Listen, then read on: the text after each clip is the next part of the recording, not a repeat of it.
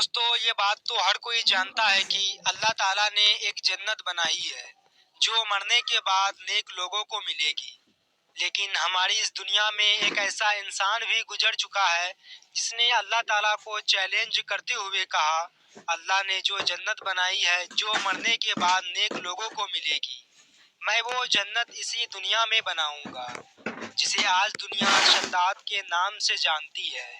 سب سے پہلے یہ جان لیتے ہیں کہ شداد کون تھا۔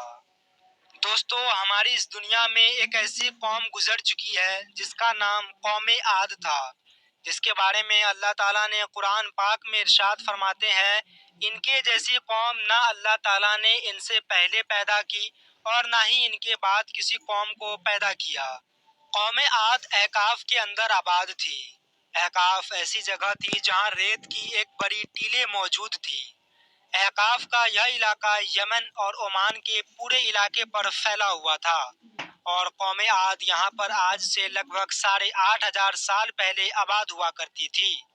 قوم عاد اپنی سطوت و جبروت، جسمانی صورت و غرور میں ایسے چمکے کہ انہوں نے ایک اللہ کو بالکل بھلا دیا اور شیطانی اعمال بے خوف کرنے لگے۔ تب اللہ تعالیٰ نے ایک پیغمبر یعنی حضرت ہود علیہ السلام کو ان کی طرف تبلیغ کے لیے بھیجا۔ حضرت ہود علیہ السلام نے اپنی قوم کو اللہ کی توحید اور اس کی عبادت کی طرف دعوت دی، مگر عاد نے ان کی ایک نہ مانی، ان کو سختی کے ساتھ جھٹلایا، غرور اور گھمنڈ کے ساتھ کہنے لگے، ہم میں سے زیادہ کون ہے قوت میں آگے۔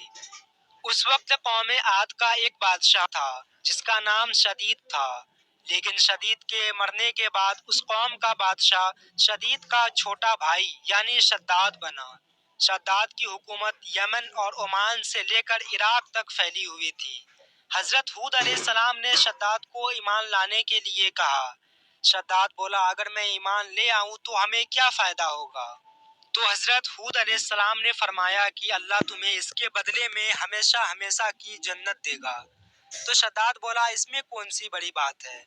جو جنت تمہارا رب تمہیں مرنے کے بعد دے گا اسے میں اسی دنیا میں بنا دیتا ہوں۔ اتنی طاقت اور اتنے پیسے تو ہمارے پاس بھی موجود ہے۔ حضرت ہود علیہ السلام نے ان کو کافی سمجھایا، لیکن شداد اپنی بات سے باز نہیں آیا۔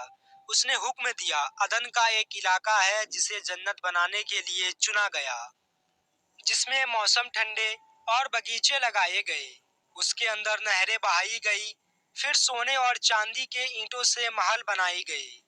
برسوں لگ گئے اس جنت کو بنانے کے لیے، اور ایک دن وہ وقت آ گیا جب جنت بن کر تیار ہو گیا، اور شداد اسے دیکھنے کے لیے اپنے گھر سے نکلا، اپنے گھوڑے پر سوار ہو کر خوشی کے مارے جنت کے پاس پہنچا اور اپنا ایک پاؤں جنت کے اندر رکھا اور دوسرا پاؤں اٹھانے والا تھا کہ وہ دروازے پر گر گیا۔ تو لوگ دوڑتے ہوئے آئے، دیکھا تو شداد مر چکا تھا، اور شداد کے مرنے کے بعد اس کی بنائی ہوئی جنت کا نام و نشان مٹ چکا تھا، اور وہ جنت ایک ریت کے ریگستانوں میں مل چکا تھا۔ تو دوستو یہ تھا اللہ تعالیٰ کا وہ نافرمان بندہ جسے اللہ تعالیٰ نے سب کچھ دیا تھا، لیکن وہ اپنے دولت اور طاقت کے نشے میں آ کر اللہ تعالیٰ کے مقابلے میں کھڑا ہو گیا اور اپنا عبرتناک انجام دنیا کے نظروں میں چھوڑ گیا۔ اس کے بارے میں اللہ تعالیٰ نے قرآن مجید میں ذکر کیا ہے۔ تو دوستو ایسے ہی اہم ویڈیوز کے لیے میرے یوٹیوب چینل کو سبسکرائب کریں۔ اگر سے آپ کو یہ ویڈیو پسند آئی ہے تو ویڈیو کو لائک اور شیئر ضرور کریں، اور اللہ تعالیٰ سے دعا کریں کہ اللہ تعالیٰ ہم تمام لوگوں کی ایمان کی حفاظت فرمائے۔